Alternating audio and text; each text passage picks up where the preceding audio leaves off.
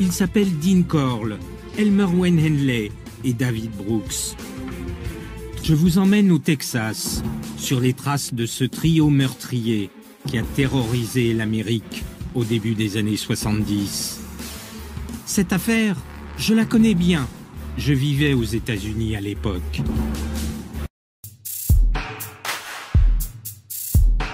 Comment c'est votre carrière? Tout simplement, ma première carrière en fait était footballeur professionnel, donc j'ai fait ça pendant près de 7 ans.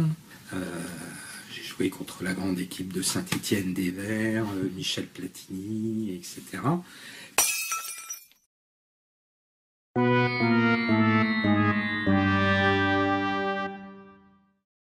Puis après, comme j'étais de toute façon passionné de littérature et de cinéma, je suis parti vivre aux États-Unis.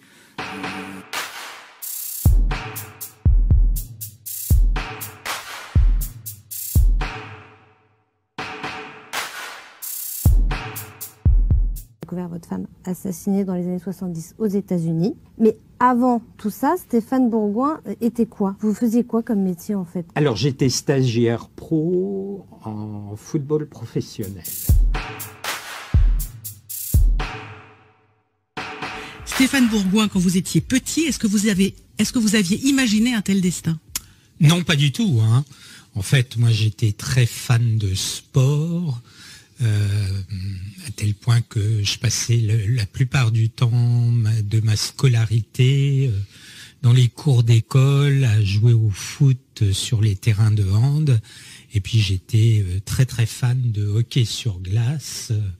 Je voulais d'ailleurs en faire mon métier. Malheureusement, je n'en ai pas eu l'occasion. Pourquoi?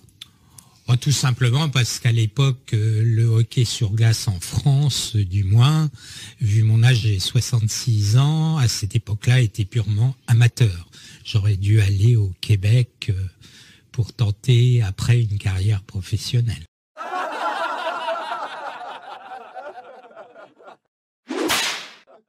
Oui, en 1976, ma première compagne a été violée et assassinée.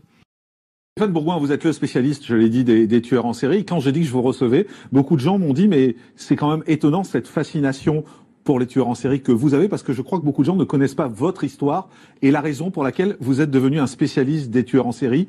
Vous pouvez nous en dire quelques mots, même si je pense que c'est douloureux malgré tout aujourd'hui encore? Oui, c'est le meurtre et le viol de ma première compagne aux États-Unis. Vraiment l'acte fondateur, parce oui. que vous allez la retrouver, on va pas rentrer dans les détails, mais dans un état compliqué, on va dire. Oui, oui, oui. Et c'est moi qui ai découvert le corps décapité et viscéré de ma compagne. L'un d'entre eux s'est immiscé dans ma vie personnelle en violant, en tuant et en démembrant ma compagne. Et ça s'est passé aux États-Unis en 1976. Si je travaille sur le sujet des tueurs en série, c'est parce que ma première compagne américaine a été violée et assassinée. Je l'ai découvert 2 ans plus tard, en 78, par un tueur en série. J'ai découvert son corps mutilé, violé et quasiment décapité. N'importe qui comme ça peut aller interroger et rencontrer des... Oui, non, voilà, non, dans un cadre...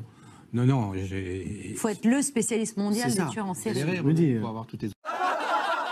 Au début, c'est venu à cause du meurtre et du viol de ma compagne par un tueur en série. Lorsque vous avez quelqu'un de proche qui a été assassiné, c'était pendant mon absence, je n'étais pas présent.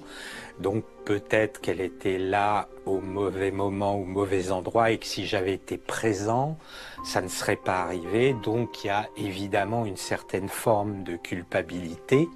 Et à ce moment-là, je vivais avec ma compagne en partie à New York, en partie à Los Angeles.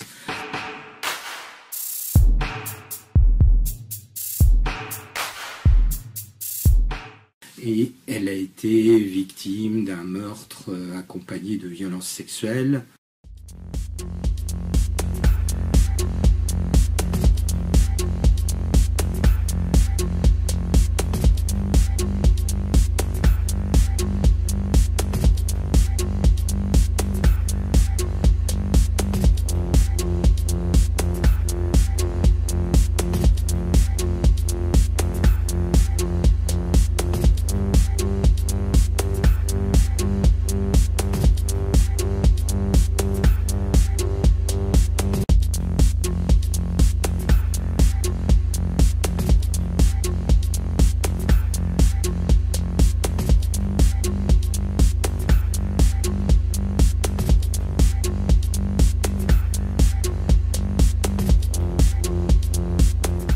Vous pouvez nous en dire quelques mots, même si je pense que c'est douloureux, malgré tout, aujourd'hui encore?